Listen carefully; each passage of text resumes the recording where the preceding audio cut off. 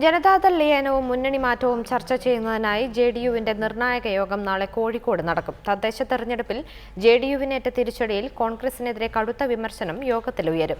അതേസമയം ജനതാദൾ ലയനത്തിന് തുരങ്കം വയ്ക്കാനാണ് Mathew T Thomas വീരേന്ദ്രകുമാറിനെതിരെ പ്രസ്താവന നടത്തിയതെന്ന് യുവജനതാദൾ സംസ്ഥാന പ്രസിഡന്റ് സലീം മടവൂർ ആരോപിച്ചു.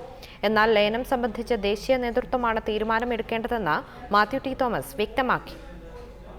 തദ്ദേശ സ്ഥാപനങ്ങളിൽ ഇത്തവണ ജെഡിയു പ്രാതിനിധ്യം 1/3 കുറഞ്ഞിട്ടുണ്ട്.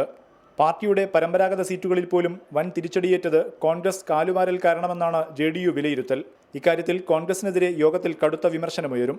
ഇക്കാര്യങ്ങൾ ചൂണ്ടിക്കാട്ടി മുന്നണി മാറ്റത്തിന്റെ ആവശ്യകത നേതാക്കൾ യോഗത്തിൽ വിശദീകരിക്കുമെന്നാണ് സൂചന. ലയനത്തിനുള്ള സാഹചര്യമൊരുക്കാൻ ദേശീയ നേതൃത്വം നിർദ്ദേശം നൽകിയിരിക്കെ ഇതിനായി പാർട്ടിയെ ഒരുക്കുകയും യോഗത്തിന്റെ പ്രധാന ലക്ഷ്യമാണ്.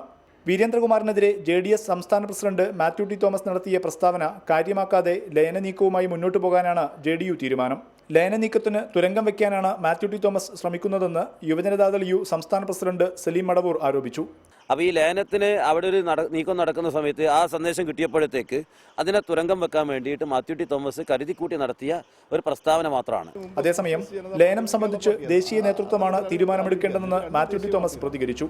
ദേശീയ നേതൃത്വങ്ങളാണ് ഈ പാർട്ടികൾ തമ്മിലുള്ള ലയനത്തെ സംബന്ധിച്ച് ആലോചിക്കേണ്ടത്. അതൊരു സ്വപ്നമാണ്.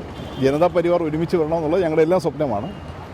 പക്ഷേ അതൊരു അടഞ്ഞ അധ്യായമാണ് എന്ന് ബീഹാർ തെരഞ്ഞെടുപ്പിന് മുമ്പ് തന്നെ നിതീഷ് കുമാറും യാതൊരു കാരണവശാലും UDF വിടില്ല എന്ന് ശരത് യാദവും പറഞ്ഞു കഴിഞ്ഞ സ്ഥിതിക്ക് ഒരു അപ്രായോഗികമായ തലത്തിലേക്കാണ് ആ ലയനം എന്ന കാര്യങ്ങൾ എത്തിക്കൊണ്ടിരിക്കുന്നത്. അത് ഞങ്ങൾക്ക് ദുഃഖമുണ്ട്. അതൊരു ദുരന്തമാണ്. നാളത്തെ യോഗത്തിന് ശേഷം കോൺഗ്രസിനെ രൂക്ഷമായി വിമർശിച്ച് പരസ്യ പ്രസ്താവന നടത്താനാണ് JDU നീക്കമെന്നാണ് സൂചന. റിപ്പോർട്ടർ, കോഴിക്കോട്.